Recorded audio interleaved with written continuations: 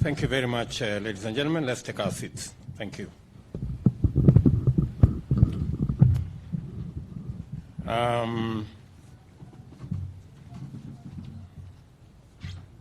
Your Excellencies, Ministers, High Commissioners, the Director General of this Center, scientists, ladies and gentlemen, good morning. I said good morning. Good morning. How are you guys? Welcome. On behalf of the government of Kenya and the people of Kenya, I want to welcome all of you to this third RCMRD International Conference and the fourth AfriGEO Symposium here in Nairobi. And while you are in Nairobi, if you sang along with us the Africa anthem, there was a section that said that this is the cradle of humanity. And specifically, that particular paragraph was talking about Kenya. So, to all of you who've come from other continents, let me say on behalf of humanity, welcome home. This is where we all began from, and therefore, you're welcome home. I also want to say that I am very happy this morning because aside from my public duty, I am also a very proud scientist, and I'm happy to be amongst friends. Development leadership in our time is monumentally challenging work that is severely constrained from two quarters. First, constraint relates to the urgency with which we must optimally deploy existing resources to staff off ever-mounting demands and shortages. Related to this are not just the questions of increasing numbers of people, but also the conditions of poverty, inequality, and unemployment that stalk them. The second constraint relates to the fact that often policy is generated using the best available data, which sometimes falls short of the accuracy needed for efficient planning. This means that ordinarily planning used imperfect data and public policy left room for improvement. In turn, much needed opportunities, resources, and policies are not optimized, lending us to fall short time and time again. We are also challenged by the very real danger that human activity is overwhelming the Earth's resilience and ecological balance. In our quest to maximize available resources, we have overlooked the fact that a degraded environment is immensely dangerous for all of us. And this notwithstanding that we are still desperately vulnerable to natural disasters owing to poverty, inequality, underdevelopment, of resilience, and relevant knowledge. There is, in other words, widespread powerlessness in terms of our relationship with the Earth and its resources on one hand, and the environment on the other. What developmental decision-making requires as a matter of urgency is the capability at the highest level to infuse the idea of sustainability into that of development in a manner that rewards society with prosperity, resilience, and intergenerational equity. We want to be able to harness our resources, optimize our efficiency, and trigger a virtuous circle of sustainable prosperity for generations.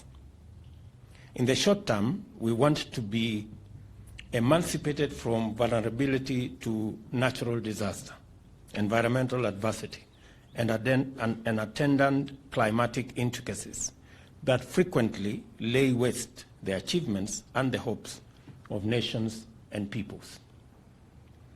This is especially true for our moment in Kenya, as we approach the penultimate medium-term plan of Vision 2030 and are catalyzing its attainment through the module of cross-cutting enablers of the President's Big Four plan. Our tremendous investment in the preconditions for the mass socio-economic uplift of our people must be ensured by greater accuracy and efficiency, deeper knowledge, and predictive capacity and evidence-based decision-making. Whatever contribution you can make towards the achievement of these 4 priority policy areas, you ought to do it proudly for your country, for your continent, and for your people. Providing solutions in any of these developmental agenda items is our duty. It is my hope that you will rise to the challenge this week. The most impactful solutions to our greatest challenges are in this room. Earth observation and resource mapping are empirical scientific fields that improve the accuracy of planning and development planning by a tremendous magnitude. I'm excited to see the participants in this regional center has built with US government agencies, USAID and NASA, the EU and European Space Agency, and others to support creation of geospatial tools for value addition in decision-making processes. The government of Kenya has fully embraced digital data to help this country fast-track achievements in various fields. We have just undertaken an elaborate registration program for all Kenyans, and we will soon commence in the next month a census exercise carefully guided by spatial data technology. Further, I believe that satellite data and GIS systems are helping us design better housing facilities for Kenyans through improved spatial plans that contribute to the county integrated development plans. I am pleased to learn that through applications developed at this regional center, in collaboration with partners, we can now monitor crop conditions from planting to harvesting, and thus help the country manage food security. I challenge you to seek solutions to the problems of food distribution and market systems in the region, to not only foster efficient trade, but also ensure that people are not going hungry in one region while there is surplus in another region. We are proud to host the 3rd International Conference of the Regional Center for Mapping of Resources for Development, as well as the 4th AfriGEO Symposium. As already indicated, dwindling natural resources coupled with climate change have contributed to ecological fragility that intensifies year on year.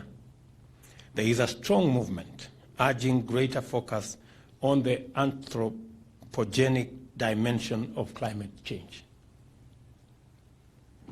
A consequence of this depletion and stress is that many populations are experiencing or are prone to unprecedented vulnerability in terms of personal, economic, and other forms of insecurity.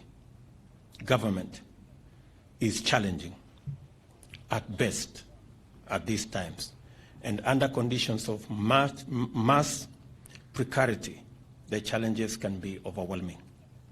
The theme of this event suggests that the way out of this disastrous stand lies in Earth observations for evidence-based decision-making.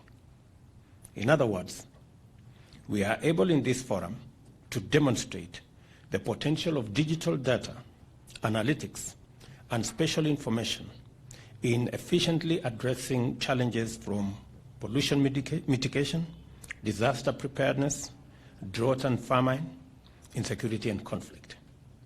I personally have experience in the power of geospatial information and data from Earth observations in generating accurate knowledge that can support sound planning and effective action.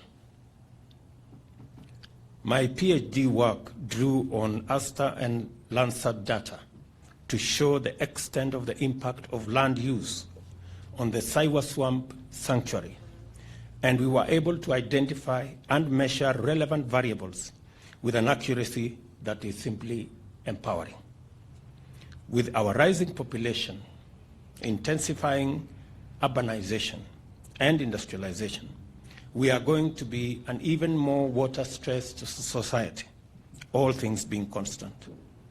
Pollution, drought, and conflict will result if scarce water resources are not managed efficiently. But Earth observation holds the key to proper resource mapping and planning, moving us from a position of acute powerlessness to one of tremendous empowerment. I therefore urge you to collaborate with government and public institutions in producing accurate data that can guide the development of effective solutions to problems besetting agriculture and land use, wildlife management, transportation and urbanization, pastoral and other water resources, housing, and resource exploitation, among others. I also encourage you to strengthen linkages with our research and higher education institutions, not only to empower them, but also to elevate and broaden our national capacity in this very critical field. At a personal level, I am a strong supporter of your work, and I assure you of the Kenya government's commitment to the agenda of Earth observations for evidence-based decision-making. This is why we are proud to host this regional center, AfriGEO, right here in Nairobi.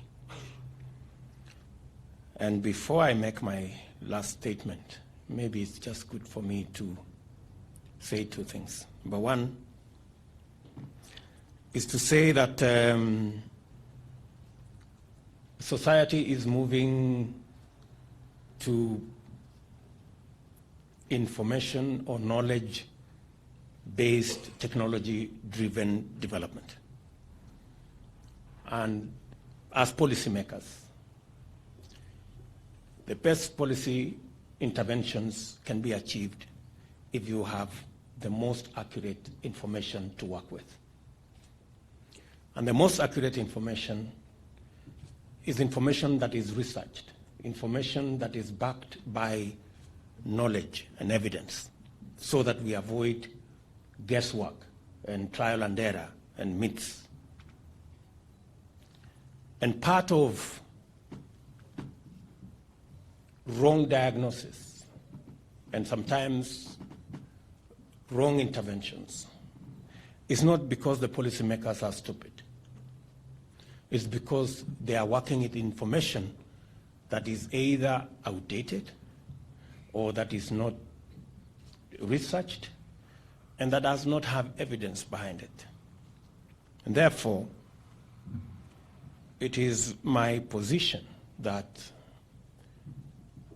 the way into the future, how policymakers like myself will make decisions that would change our society and move us to another level and create interventions that manage our challenges and creates a better society, will be informed to a great extent by the quality of information that we have from our researchers and from institutions and organizations like this one.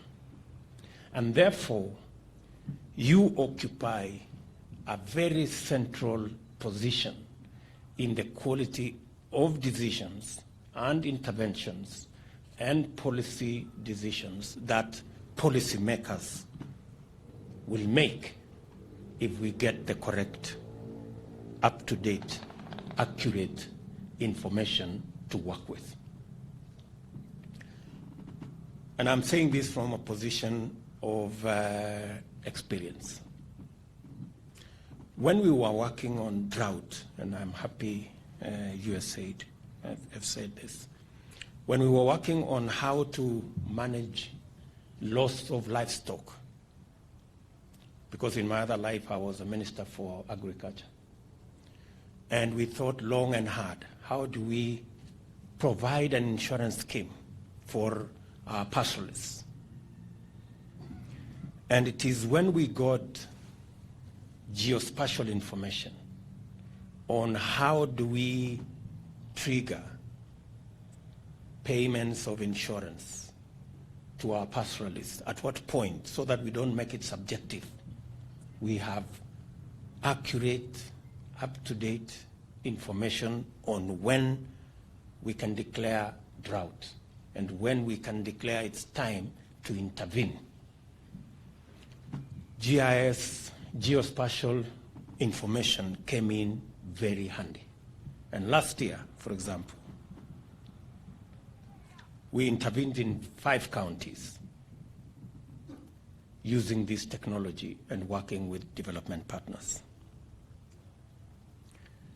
And we managed to reach many pastoralists who would otherwise have lost their livestock with no recourse. And therefore, that information is critical for decision makers like myself and others in governments to be able to make the right decisions at the right time in a way that is not subjective, but in a manner that is objective and driven by accurate information. We have just signed the Africa Continental Free Trade Area, AfTA. And we need a lot of information to make the subsequent decisions, because our contribution to trade worldwide from a continent that 1/5 of the population lives in is only 3%. And part of the decisions that we need to make going into the future is how do we contribute more? What interventions do we need to make? Because sometimes, if you're using information that is not accurate, you make the wrong interventions. You take the wrong policy decisions, and you end up in the wrong places often. And therefore, how do we, and this is something for the scientists here and the other people,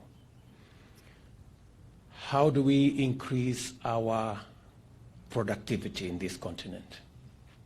How do we raise and how do we invest in the huge agricultural potential that we have in this continent? How do we reverse the food imports that comes into this continent by producing more? We need the benefit of science. We need the benefit of research to know in which areas, what crops, what kind of investments are required, so that we can not only reverse the food imports that come into this continent and begin to export, but also what becomes our contribution to world trade. So these are real-time decisions that we have to make. And science and scientists like yourselves need to help us to make these decisions so that we do not lose time and we do not make the wrong decisions, and so that we end up with the correct prescriptions of solutions for what we must do.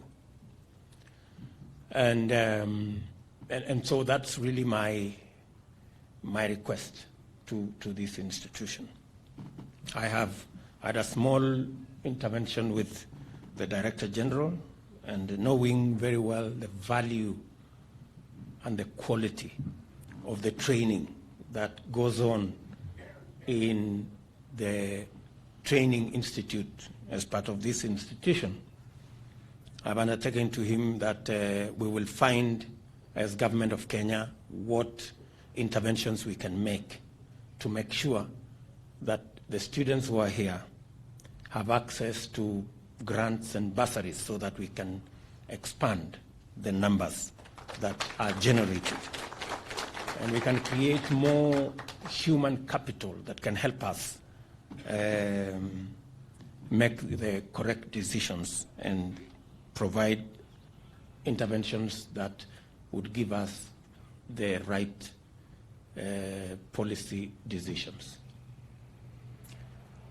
I've also agreed with him that we will find a mechanism under our public-private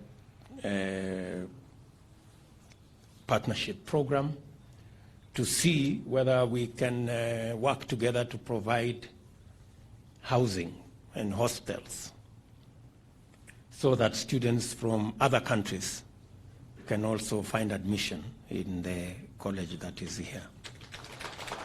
I am told at the moment it's mostly Kenyan students, and this being a regional center for 20 countries, we do not want to be selfish and make it a Kenyan institution. We want to share it with the rest of this great continent. It's now my pleasure to declare the third RCMRD International Conference and the fourth AfriGEO Symposium officially open. I wish you great deliberations and great outcomes. May the very good Lord bless you. Thank you.